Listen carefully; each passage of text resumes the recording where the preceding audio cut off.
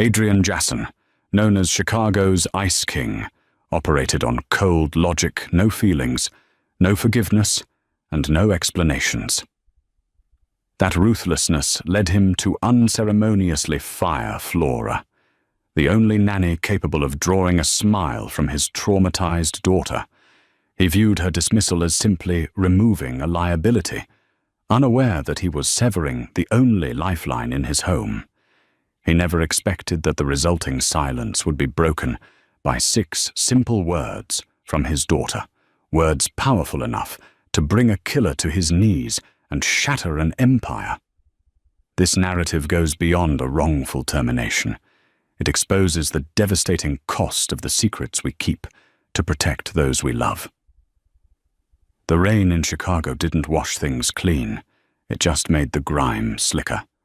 From the 34th floor of the Jasson penthouse, the city looked like a circuit board shorting out, sparks of amber and red bleeding into the grey mist.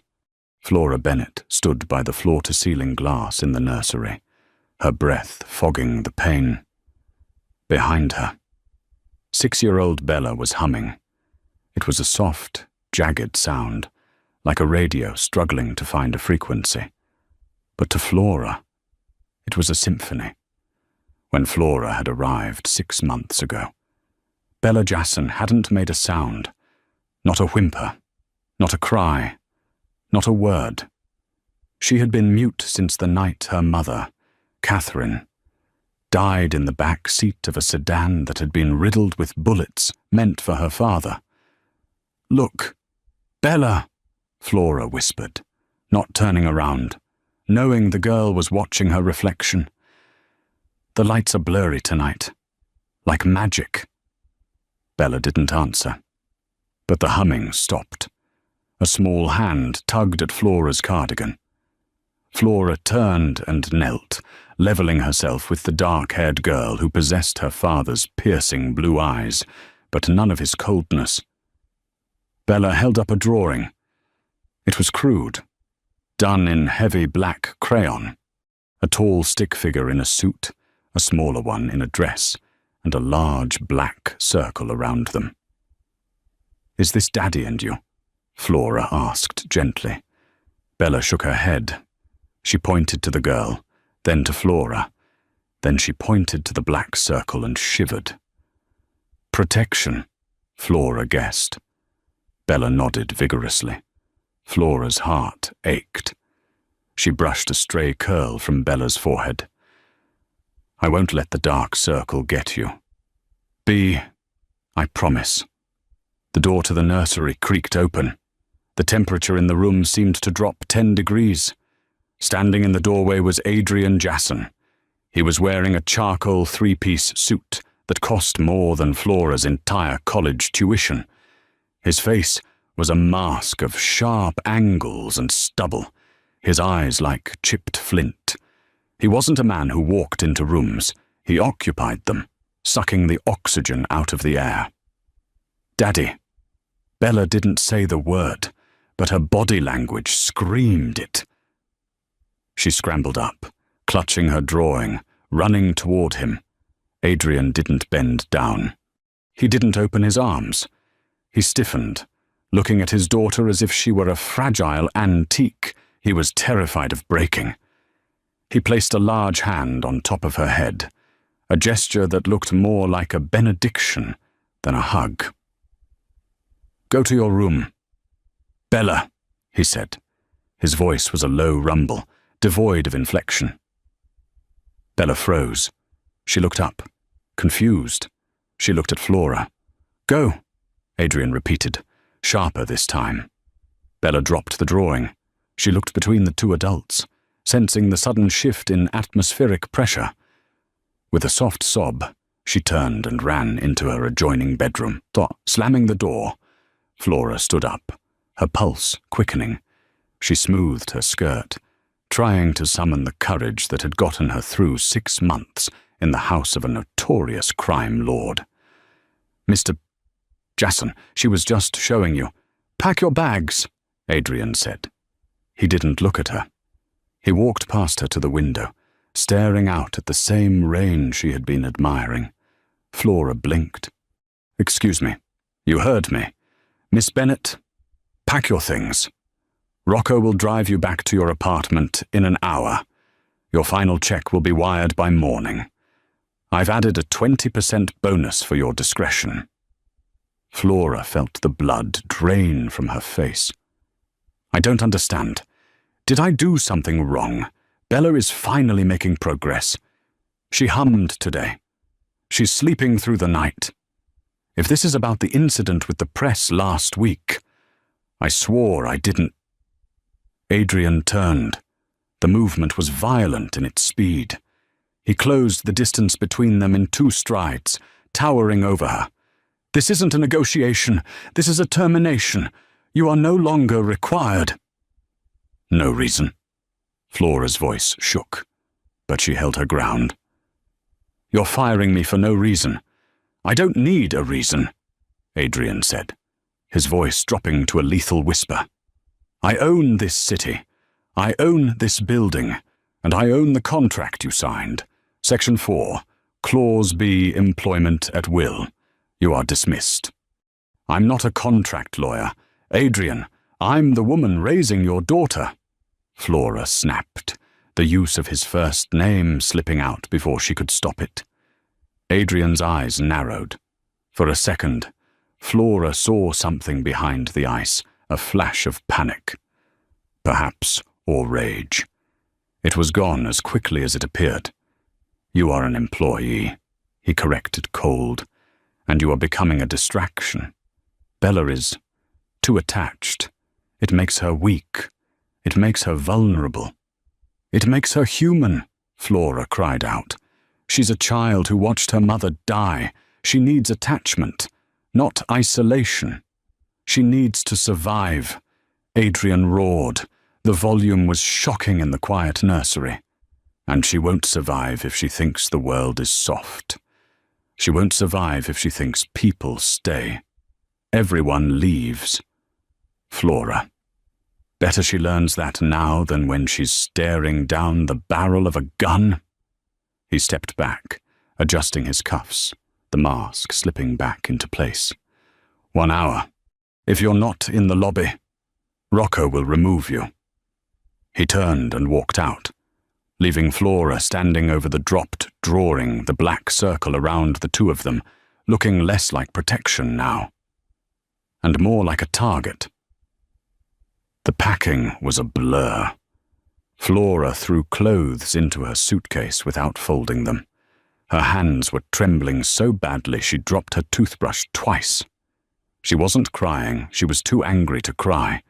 She was furious at the injustice, furious at his coldness, but mostly terrified for Bella. She looked around the guest suite that had been her home. It was luxurious, impersonal, and cold. The only warmth in this penthouse had been the bond she built with that little girl. She zipped the bag shut. A knock sounded at the door. It wasn't Rocco. It was Adrian's consigliere, an older man named Silas. Silas had kind eyes and a weary demeanor, like a priest who had heard too many confessions he couldn't absolve. "Miss Bennet," Silas said softly. "The car is ready." "Does she know?" Flora asked, hoisting her bag. "Does Bella know I'm actually leaving?" Silas looked down at his polished shoes. "Mr. Jason has locked the bedroom door." He felt it was best to avoid a scene. "He locked her in," Flora gasped. "She's claustrophobic." "Silas, you know that." "It's for the best," Silas murmured, though he didn't sound convinced. "Come, please, don't make this harder." Flora walked through the marble hallway, the wheels of her suitcase clicking rhythmically like a countdown. As they passed the double doors of Bella's room, Flora stopped. She could hear it. It wasn't a scream. It was a thudding. Bella was throwing her small body against the door. Thud, thud, thud, and a high-pitched, muffled, keening sound that tore through Flora's heart like a serrated knife. "I have to go to her," Flora said, dropping the handle of her bag. Silas stepped in her path, his hand resting on her shoulder. It was a gentle touch, but firm as iron. "If you go in there, Flora, he won't just fire you. He will ensure you never work in this country again. Adrian he is on edge. There are things happening in the families. Shifts in power. He believes he is doing this to protect you both. By breaking her heart," Flora spat. "A broken heart is better than a stopped one," Silas said cryptically. "Please, go." Flora looked at the door one last time. "Tell her," Flora choked up. "Tell her I didn't want to go. Tell her the Black Circle can't touch her if she's brave." Silas nodded solemnly. "I will try." Flora walked to the elevator. The doors slid open, revealing Rocco, a mountain of a man who looked at her with pity. She stepped in. As the doors began to close, she saw Adrian standing at the far end of the hallway, in the shadows. He was watching her leave. He held a tumbler of whiskey in one hand, his knuckles white. He didn't wave. He didn't nod. He just watched until the metal doors severed the connection. Down in the lobby, the rain had turned into a deluge. Rocco held an umbrella for her as she climbed into the black SUV. "Where to, Miss Bennett?" "Just drive," she said. "Anywhere but here." As the car pulled away, Flora looked back up at the penthouse. The lights were on. She imagined Bella crying herself to sleep. She imagined Adrian drinking alone in the dark. What Flora didn't know, what she couldn't know, was that upstairs, the silence had returned. But the peace had not. Adrian unlocked Bella's door 10 minutes after Flora left. He expected a tantrum. He expected objects to be thrown. He was ready for the anger. He could handle anger. Anger was a language he spoke fluently. He pushed the door open. "Bella." The room was dark. The nightlight, usually a comforting blue star, had been smashed against the wall. Bella was sitting in the center of the floor, surrounded by the debris of her room. She had ripped the sheets off the bed. She had torn the heads off her dolls. She was sitting cross-legged, staring at the wall. "Bella," Adrian said, stepping over a decapitated teddy bear. It had to be done. Flora had to go. She wasn't family. We only trust family. He knelt down, trying to catch her eye. "Talk to me, sweetie, or do something. Scream at me." Bella turned her head slowly. Her face was dry. No tears. Her eyes were eerily calm, possessing a terrifying maturity that belonged to a 40-year-old widow, not a 6-year-old child. She reached into her pocket and pulled out a crumpled piece of paper. It wasn't the drawing from earlier. It was a photograph Flora must have given her. A photo of the three of them, Flora, Adrian, and Bella, taken by accident on Flora's phone when Bella had grabbed it weeks ago. In the photo, Adrian was looking at Flora, not the camera. And for the first time, seeing it printed out, Adrian saw the look on his own face. It wasn't cold. It was hungry. It was longing.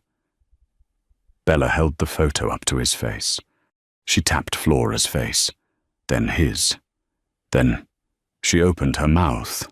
Her voice was raspy from disuse, cracking like dry leaves underfoot. "She wasn't the one who left." Adrian froze. His heart hammered against his ribs. "What?" Bella took a breath, her small chest heaving. She looked straight into her father's soul, dismantling his defenses with surgical precision. "Mommy left," Bella whispered, her voice gaining strength. "Flora stayed. You made Flora leave. You are the bad circle. Daddy." The words hit Adrian like a physical blow. He stumbled back, bracing himself against the doorframe.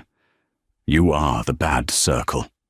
"Bella, no, You made the quiet come back," she said, finally letting a single tear fall.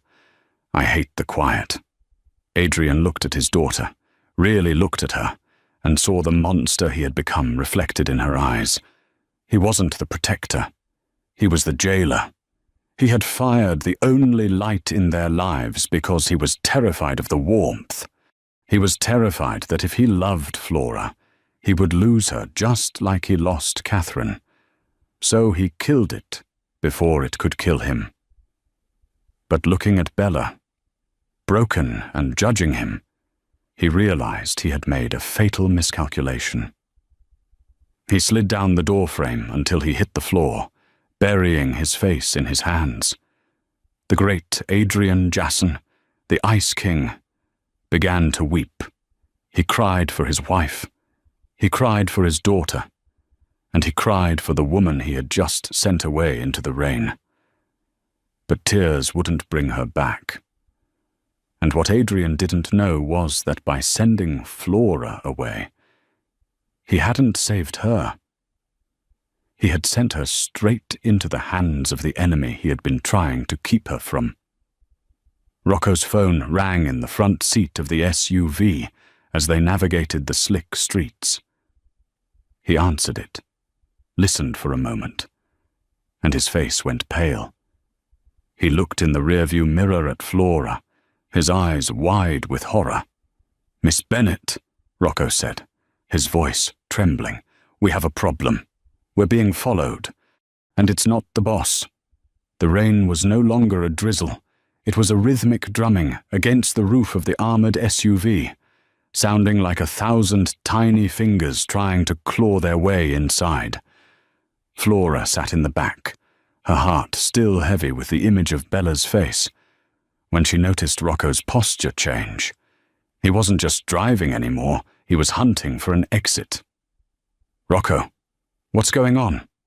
Flora asked, her voice trembling. Rocco didn't answer immediately. He gripped the steering wheel so hard his knuckles turned white. He checked the side mirror, then the rear view, then back again. "Stay low, Miss Bennett. On the floor. Now. Rocco." "Do it," he roared. Flora scrambled off the leather seat, tucking herself into the footwell. Seconds later, the world exploded. A heavy thud rocked the SUV as a black sedan rammed their rear bumper. The screech of metal on metal was deafening. Flora screamed, pressing her face into the carpet, smelling the scent of expensive leather and gunpowder, the permanent cologne of the Jasson Empire. "It's the Moretti crew," Rocco gritted out, his voice strained as he wrestled with the wheel. "They've been waiting for you to leave the penthouse. You're the only leverage they have against Adrian." Flora's breath hitched. Adrian hadn't fired her because she was a distraction. He had fired her because the war was starting, and he thought he was cutting her loose from the blast zone. But he had timed it perfectly for her to be a sitting duck. The SUV swerved violently. Glass shattered as a bullet punched through the reinforced window, spider-webbing the pane but not breaking it. Rocco returned fire, his hand extending out the window, the crack, crack, crack of his pistol vibrating through the frame of the car. "I can't lose them," Rocco shouted over the wind. "Flora, listen to me. There's a burner phone in the glove box. Reach up and grab it. Hit the only contact saved. Tell Adrian we're at the 4th Street Bridge. Tell him I'm sorry."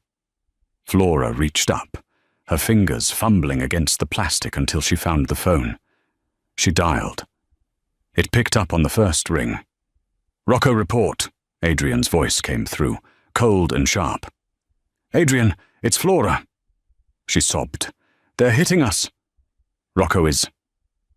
A second ramming sent the SUV spinning. The phone flew from Flora's hand. She heard Adrian's voice screaming her name through the speaker, a sound of pure, unadulterated terror she never thought the Ice King was capable of. Then, the SUV flipped. The world went upside down. Gravity became an enemy.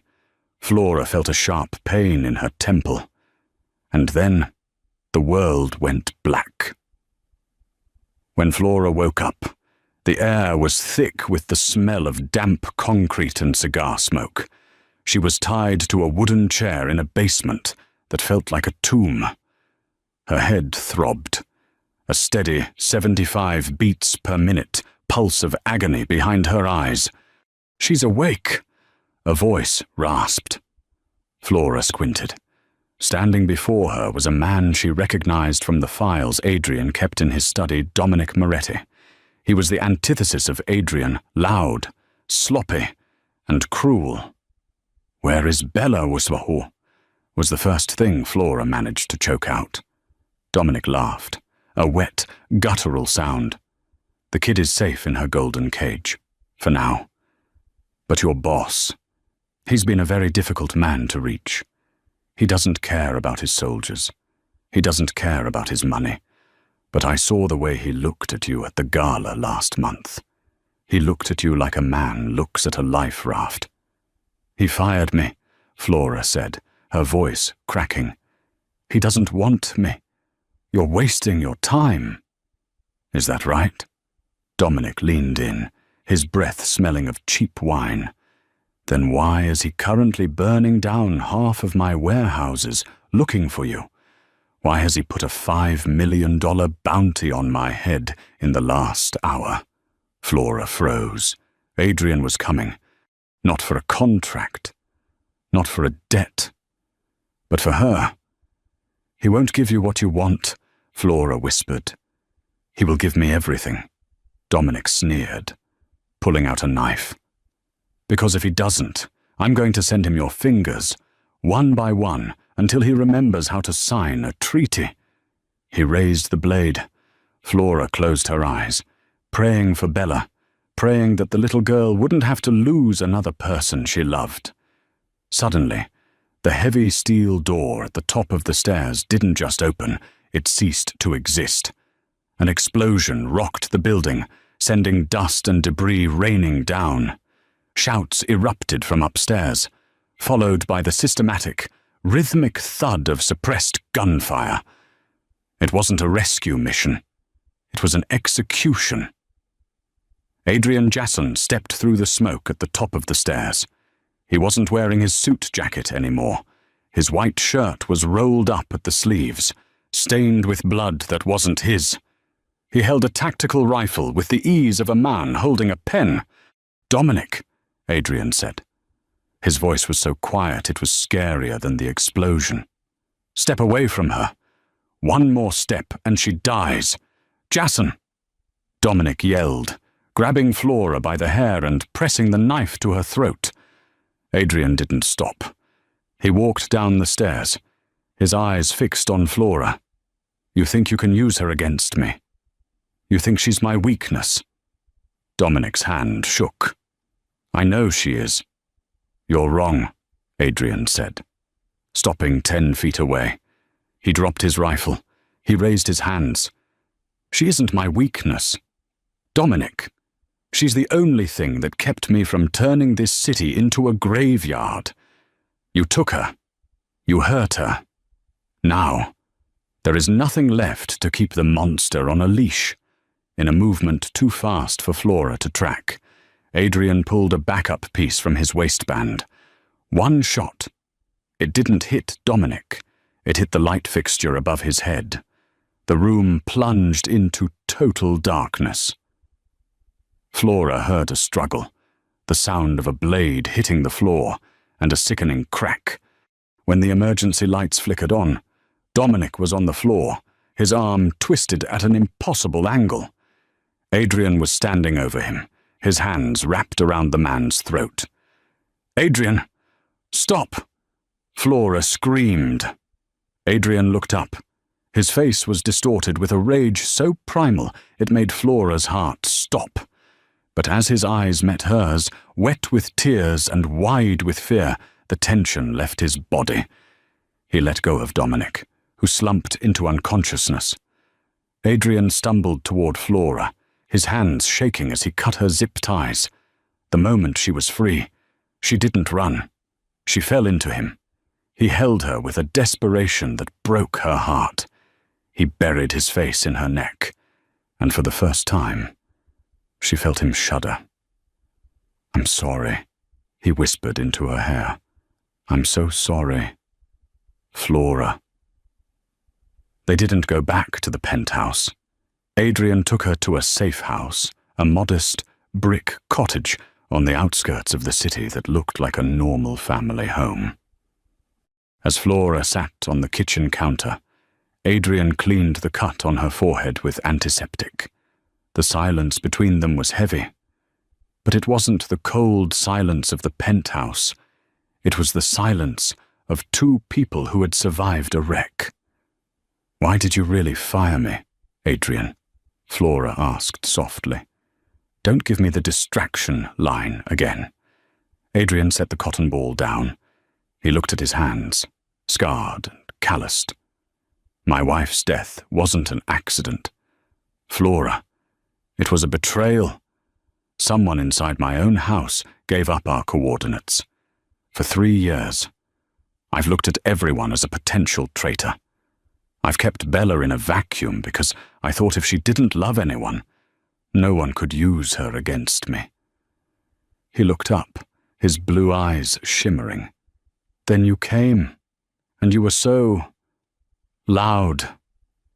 Not with your voice, but with your heart. You made her laugh. You made me want things I haven't wanted in a decade. I realized that if they found out what you meant to us, they would do exactly what Dominic did tonight." "So you pushed me away to save me," Flora said, a tear rolling down her cheek. "I thought I could control the outcome," Adrian said, a bitter laugh escaping his lips. "But when I saw that empty nursery tonight, when I saw the drawing Bella made of the bad circle, I realized I wasn't protecting her. I was just making sure the only people left in her life were the ones who didn't love her." He stepped closer, placing his hands on either side of her on the counter. "Bella spoke today. Flora. After you left, she told me she hated the quiet. She told me I was the one who made it come back." Flora reached out, cupping his face. "She loves you, Adrian. She just wants her father, not a boss." "I don't know how to be a father without being a monster," he admitted, his voice breaking. "The world I live in, it doesn't allow for nannies and bedtime stories." "Then change the world," Flora whispered. The moment was interrupted by the sound of a car pulling into the gravel driveway. Adrian was on his feet in a second, gun drawn, his instincts snapping back into place. "It's okay, it's Silas," Flora cried, seeing the familiar black sedan. The door opened, and Silas stepped out, but he wasn't alone. A small figure in pink pajamas scrambled out of the back seat, ignored the rain, and ran toward the house with everything she had. "Flora, Flora." The voice was small, high-pitched, and slightly raspy, but it was the most beautiful thing Adrian had ever heard. Bella burst through the front door, skidding on the hardwood. She didn't go to her father. She threw herself at Flora's legs, sobbing into her skirt. Don't go again." Adrian stood there, his gun lowered, watching the two most important people in his life cling to each other. He looked at Silas, who stood in the doorway, soaking wet and wearing a knowing smile. The girl wouldn't stop screaming your name. "Boss." Silas said, "I figured the safe house was better than a riot at the penthouse." Adrian knelt down, joining them on the floor. He wrapped his massive arms around both of them, creating a new circle. Not a black circle of protection, but a circle of family. "I'm not going anywhere." "Be," Flora promised, looking at Adrian over the girl's shoulder. None of us are. But as they sat there, a family for the first time, Adrian's phone buzzed on the counter, a text from an unknown number. The girl is a beautiful talker. Adrian. Too bad she knows the secret her mother died for. Are you sure you want the nanny to hear it, too? Adrian's blood turned to ice. The nightmare wasn't over. It was just beginning. The cabin was supposed to be a sanctuary, a quiet refuge of brick and cedar tucked away from the neon-soaked corruption of Chicago. But inside, the air had turned toxic. The vibration of Adrian's phone against the marble kitchen island sounded like a death knell. He stared at the screen, the blue light reflecting in his eyes like a digital ghost, casting long, jagged shadows across his sharp features. The message was a blade, twisted into a wound he thought had scarred over years ago. She knows the secret her mother died for. Adrian looked at Bella. She was currently curled into Flora's lap on the sofa, her small thumb hooked into the edge of a fleece blanket. She was finally drifting into an exhausted sleep, her chest rising and falling in a rhythmic, peaceful cadence that Adrian felt he didn't deserve to witness. To his left, the fireplace crackled, but the warmth couldn't penetrate the ice forming in his marrow. He had built an empire on information, on knowing every shadow in the city. But he had ignored the deadliest shadow of all, the one living inside his own bloodline. Adrian. Flora's voice was a soft tether, pulling him back from the ledge of his own mind. She hadn't missed the way his posture had turned to stone. You went pale. Is it the Morettis? Did they follow us? Adrian didn't answer immediately. He stood up, his joints popping with a sound like distant gunfire. He walked to the window, staring into the dark woods of the Illinois countryside. The rain had stopped, leaving behind a thick, suffocating fog that swallowed the trees. "Silas," Adrian said, his voice dropping to a subsonic frequency that signaled a shift from father to predator. Silas, who had been cleaning a sidearm at the kitchen table, looked up instantly. He saw the look in Adrian's eyes, the look of a man who was preparing to burn the world down. "Take Flora and Bella to the basement," Adrian commanded. "There's a panic room behind the wine cellar. It's reinforced with 6 inches of lead-lined steel. Go! Now!" Flora stood up, her eyes wide with a mixture of fear and defiance. "Adrian, talk to me. We just got through one nightmare. Don't shut me out again. Don't be the bad circle twice in one night. Whatever is on that phone, we face it together." Adrian turned, and for a fleeting, agonizing second, the mask of the Ice King cracked. He stepped toward her, his large hand cupping her cheek. His thumb brushed the small bandage he'd just applied to her forehead, a tender gesture that contrasted sharply with the tactical vest he was already reaching for. "I'm not shutting you out. Flora," he whispered, his voice thick with a raw, terrifying honesty. "I'm making sure there's still a you left to talk to. This isn't a street war anymore. This is a reckoning. Just give me 10 minutes. Please." Silas didn't wait for a second order. He moved with the quiet efficiency of a seasoned soldier. Leaning down to scoop the sleeping Bella into his arms, the girl let out a small, soft whimper, but didn't wake. Flora looked at Adrian one last time, a look of desperate, unspoken love before she followed Silas through the heavy basement door. The click of the lock sounded like a finality. Adrian was alone in the silence. He picked up the phone and dialed the number back. It was picked up on the first ring, the connection so clear he could hear the sound of a luxury car engine idling in the background.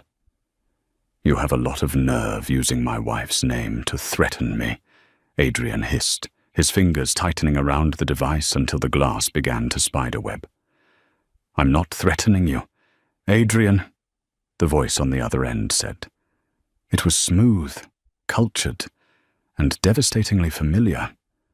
It was a voice that had shared Christmas dinners and board meetings with him for 30 years. It was Julian Vane, Adrian's own stepbrother, the man who managed the legitimate side of the Jason shipping empire, the man who handled the lawyers and the lobbyists while Adrian handled the streets. "Julian," Adrian breathed, the betrayal hitting him harder than any bullet ever could. "I'm reminding you of why Catherine had to go," Julian continued, his tone conversational, as if he were discussing a dip in stock prices. "She was a beautiful woman, Adrian, but she was nosy. She found the ledger. She realized the Jason name wasn't just built on booze and gambling. It was built on the one thing even you, in all your noble villainy, claimed to be above." Adrian felt the floor tilt beneath his boots. The shipping containers. The special cargo Julian always insisted on overseeing personally. "Human trafficking." "Exactly." Julian chuckled, a dry, hollow sound. Catherine was going to the feds. She was going to blow the whole thing apart. I had to stop her. It was a business necessity, and now, your little miracle of a daughter. She was in that car. Remember? She wasn't just silent because of the trauma. Adrian. She was silent because she heard Catherine tell her exactly where the ledger was hidden. And she heard Catherine tell her who pulled the trigger. Adrian's breath came in ragged hitches. All those years of watching Bella struggle to speak, thinking her silence was a wall she had built to protect herself from the memory of the blood. But it wasn't a wall. It was a vault. She was protecting the secret that would destroy her family. "You killed her," Adrian whispered, the words tasting like ash. "You sat at her funeral. You held my hand while they lowered the casket." "I saved the family," Julian snapped, his voice finally losing its calm. "And now, you've brought a civilian, a nanny, into the inner sanctum. You've let your guard down for a woman who has no business in our world. You're soft, Adrian. You've been compromised by sentiment. The board has voted. I'm coming for the keys to the kingdom, and I'm taking the girl to make sure she never tells a soul where that book is.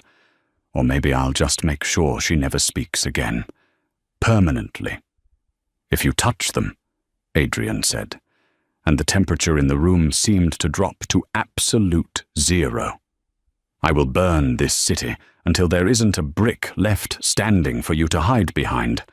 I will spend every cent of the Jason fortune to ensure your death is a legend of agony. See you in 20 minutes. Brother, try not to make a mess of the rug." The line went dead. Adrian didn't waste a second. He moved through the house with a practiced, lethal grace. He went to the gun safe, hidden behind a fake wood panel in the pantry. He pulled out 2 modified 9mm pistols, a tactical vest, and several flashbang grenades. He wasn't just a boss anymore. He was a man defending his heart. He checked the perimeter cameras on his tablet. Black-clad figures were already moving through the tree line. Julian hadn't given him 20 minutes. He had given him 5. These weren't street thugs like the Moretti crew. These were professionals, ex-military mercenaries, hired with the very money Adrian had helped Julian accumulate. Adrian turned off all the lights in the cabin. He knew this floor plan better than they did. He moved to the kitchen, splashing a gallon of cooking oil across the hardwood floor near the entrance, then moved to the top of the stairs. The front door was kicked off its hinges with a thunderous crack. 2 men entered, their suppressed rifles sweeping the room in the green glow of night vision goggles. Adrian didn't wait. He dropped a flashbang from the balcony. Boom! The white light turned the room into a bleached-out nightmare. The mercenaries staggered, blinded. Adrian opened fire. 2 shots, 2 hits. The men slumped to the oil-slicked floor. A third man entered, firing wildly, but Adrian was already gone, melting back into the shadows of the hallway. He checked the basement door. It was still secure, but he could hear the muffled sound of a struggle coming from inside. His heart skipped a beat. Inside, he threw the door open, his gun raised. Silas was on the floor, groaning, a gash across his temple. The window to the panic room's outer chamber, a small ventilation shaft he thought was too small for a man, had been breached. And Julian Vane was standing there. He wasn't wearing tactical gear. He was in a bespoke navy suit, looking perfectly out of place in the damp basement. He had Flora by the hair, a silver pistol pressed against her temple. With his other hand, he gripped Bella's arm. The little girl was frozen, her eyes wide, staring at her father. "Drop them, Adrian," Julian commanded, "or the nanny gets the first bullet, and the brat gets the second. I've always been a better shot than you. More clinical. Less emotional." Adrian looked at Flora. Her face was pale, but her eyes weren't pleading for her own life. She was looking at Bella. "Let them go." "Julian," Adrian said, his voice a low, dangerous rumble. He slowly lowered his guns to the floor. "You want the seat? It's yours. I'll sign the papers. I'll take them and leave the country. You'll never hear from us again." "I can't let them walk." "Adrian," Julian said, his eyes gleaming with a manic, flickering light. "You know how this ends. Witnesses are liabilities. And Bella, she's the biggest liability of all. Tell him, Bella, tell your daddy what Mummy said before the lights went out in the car. Tell him who the monster is." The basement was silent. Save for the drip of a leaky pipe, Adrian watched his daughter. He saw the way she looked at Julian, not with the fear of a child, but with the cold, hard recognition of a victim seeing her tormentor. Bella took a breath. It was a deep, shuddering breath that seemed to pull all the oxygen out of the room. She looked at her father. Then she looked directly into Julian's eyes. "Mummy said—" Bella's voice was clear, ringing through the concrete room like a silver bell. "Mummy said the monster isn't the man with the gun. The monster is the man who smiles while he watches you bleed." She narrowed her eyes, her small voice turning into a whip. "You were smiling. Uncle Julian, when the car stopped and Mummy didn't move. You looked through the window and you smiled at me." Julian's face contorted into a mask of pure, ugly rage. "Shut up, you little—" In that split second, as Julian's grip on Flora loosened in his fury. Flora didn't scream. She didn't freeze. She remembered the weight of the backup pistol she had snatched from the kitchen counter while Adrian was looking at the phone. She didn't miss. Crack. The shot grazed Julian's shoulder, sending his silver pistol skittering across the floor. Adrian didn't wait for a second chance. He moved like a predatory cat, crossing the distance in 3 strides. He didn't use a gun. He used his hands. He slammed Julian against the concrete wall, his fingers locking around his brother's throat. The sound of Julian's breath rattling in his chest was the only sound in the room. "For Catherine!" Adrian growled, his vision tunneling into a red haze of vengeance. "Adrian!" "No," Flora shouted, rushing forward and grabbing his arm. "Don't do it! Not like this! Not in front of her!" Adrian looked at Bella. She was watching him. She wasn't crying. She was waiting to see if her father was the man who saved her, or just another version of the man who had destroyed her mother. Adrian's knuckles were white. His muscles were coiled to snap Julian's neck. But then, he felt Bella's small hand touch his lower back. He let go. Julian slumped to the floor, gasping for air. Adrian turned away, scooped Bella into his arms, and pulled Flora toward him. The circle was no longer about shadows and secrets. It was about the light they had found in the middle of the wreckage. "Silas!" Adrian roared. "Call the authorities, not our guys. The feds. Tell them we have the ledger, and tell them we have a murderer in custody."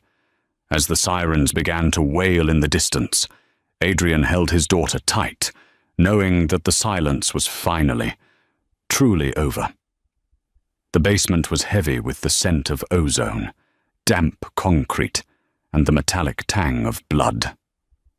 Julian Vane lay crumpled at the base of the stone wall, a broken shadow of the man who had tried to usurp a throne, built on bones. Adrian stood over him, his chest heaving, his hand still trembling from the sheer force of the restraint it had taken not to end his brother's life then and there. The silence that followed the gunshot was absolute, broken only by the ragged breathing of the 4 people left standing in the ruins of a dynasty. "It's over, Adrian," Flora whispered, stepping into the center of the room. She was shaking, her hair disheveled, and her eyes bright with the remnants of terror. But she held the small backup pistol with a grip that had become steady. She wasn't just the nanny anymore. She was the woman who had walked through the fire to bring his daughter back from the edge of the abyss. Adrian looked down at Bella, who was still clinging to his leg, her small fingers bunched into the fabric of his tactical trousers, for the first time in 3 long, silent years. The haunting, vacant look in her eyes had been replaced by something sharp, present, and fierce. She had found her voice in the darkest hour, and in doing so, she had shattered the glass cage that had held the Jasson family in a frozen grip of grief. "Silas!" Adrian barked, his voice regaining the resonant, authoritative edge that had made him a legend in the Chicago underworld. He didn't look back as his consigliere managed to stand, wiping a streak of blood from his brow. The encrypted drive in the wall safe behind the library. It has the digital coordinates for the ledger Bella described. "Get it. Now. We aren't just taking Julian down tonight. We're burying the entire board of directors. Every man who knew about the special cargo in the shipping lanes. Every man who looked the other way while my wife was executed in that car, they all fall tonight." Silas nodded, a grim, satisfied smile touching his lips. "It will be a pleasure, boss. I've waited 3 years to see the ledger see the light of day." "Don't call me that," Adrian said, his gaze finally softening as he turned to Flora and Bella. "There is no more, boss. There is no more Ice King. There is only the survivor." The next few hours were a whirlwind of controlled, surgical chaos. Adrian utilized his remaining Loyalists' men like Rocco, who had survived the SUV crash with only a broken arm and a bruised ego, not to fight a war, but to facilitate a total surrender. Adrian knew that to save Bella and Flora, he had to destroy the world that made them targets. He bypassed his own corrupt security details and contacted a specific task force within the Department of Justice men he had kept on a break glass in case of emergency list for years. He didn't negotiate for immunity. He negotiated for protection. He offered them the keys to the largest criminal shipping empire in the Midwest in exchange for 2 things: the permanent incarceration of Julian Vane and a new life for a woman and a child who deserved to forget the sound of gunfire. By the time the sun began to bleed over the jagged Chicago skyline, painting the skyscrapers in shades of bruised purple and gold, the Jason penthouse was being swarmed by federal agents. The empire was being dismantled piece by piece. Julian Vane was led away in zip ties, his bespoke Navy suit ruined and his reputation annihilated as the press caught images of the legitimate brother in the back of a Crown Vic. 4 months later, the air was different. It didn't smell of smog, expensive cigars, and rain-slicked asphalt. Instead, it was filled with the intoxicating scent of salt spray, wild dunes, and blooming jasmine. Adrian stood on the weathered wooden deck of a modest beach house on the coast of South Carolina. He was wearing a plain white linen shirt, sleeves rolled up to reveal forearms that were no longer tensed for a fight. His face was tanned by the sun, the deep lines of stress around his eyes having smoothed into something resembling peace. He was a man who had traded an empire for a life, and as he watched the tide come in, he realized he had never felt wealthier. The sliding glass door creaked open, and Flora stepped out, carrying 2 steaming mugs of coffee. She looked at him, her smile warm and effortless. They had spent the last 16 weeks healing not just from the physical wounds of that night at the cabin, but from the emotional wreckage of their past lives. Flora had stayed. Through the depositions, through the relocation, through the nights when Adrian woke up shouting Catherine's name, she had stayed. "She's almost ready," Flora said, leaning against the railing next to him. "But she's insisted on wearing her adventure hat for the tide pools today. Apparently, the crabs won't respect her authority without it." Adrian laughed, a sound that still felt new, rhythmic and miraculous in his own ears. "I think the adventure hat is a permanent fixture now, along with the constant chatter.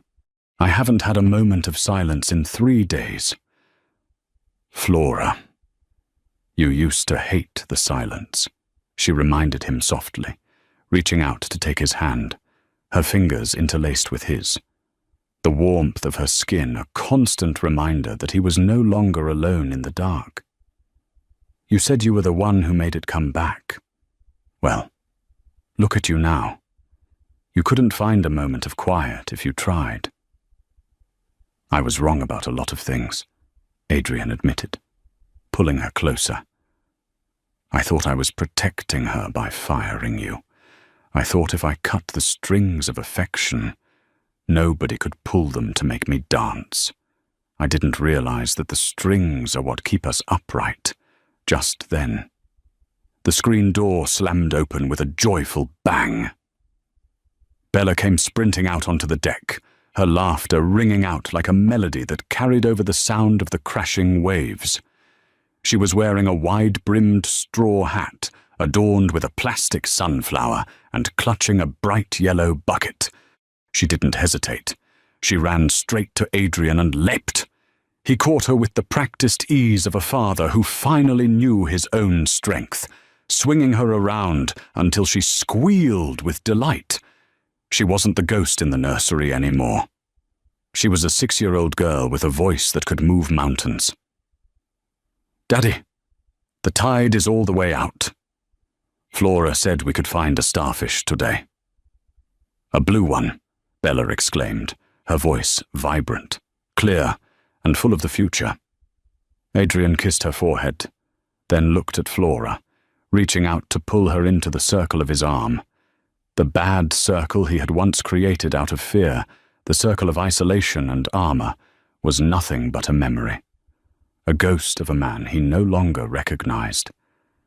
They had built something new in its place, a circle of protection that wasn't built on walls, ledgers, and guns, but on truth, sacrifice, and a love that had been forged in the coldest winter and survived to see the spring. "Then we shouldn't keep the starfish waiting," Adrian said, his voice thick with emotion. "Let's go." As they walked down the dunes toward the shimmering Atlantic, the sunlight glinting off the water, the king finally found his peace. He didn't need a throne room or a city at his feet. He had a woman who saw the man behind the monster, and a daughter who had taught him that the strongest thing a man can do is listen, as their footprints were washed away by the incoming tide. The past finally disappeared, leaving nothing but the open horizon and the beautiful, noisy life they had chosen together. Thank you so much for joining us for the final chapter of The Mafia Boss and the Nanny. This story started with a silent house and a cold heart, but it ended with the power of a child's voice and a love that refused to be fired. It's a reminder that no matter how deep the shadows of our past, the truth has a way of finding the light. If Adrian's journey from a cold-blooded boss to a devoted father touched your heart, please show us some love. Like this video to help us share this story with more people. Share it with your friends who love a romance with high stakes and a happy ending. Don't forget to subscribe and hit that notification bell so you never miss our next cinematic drama. We have so many more twists and turns coming your way, and your support is what keeps this channel alive. What was the most emotional moment for you? Did you cheer when Flora took that shot? Let us know in the comments below. Stay inspired, and we'll see you in the next story.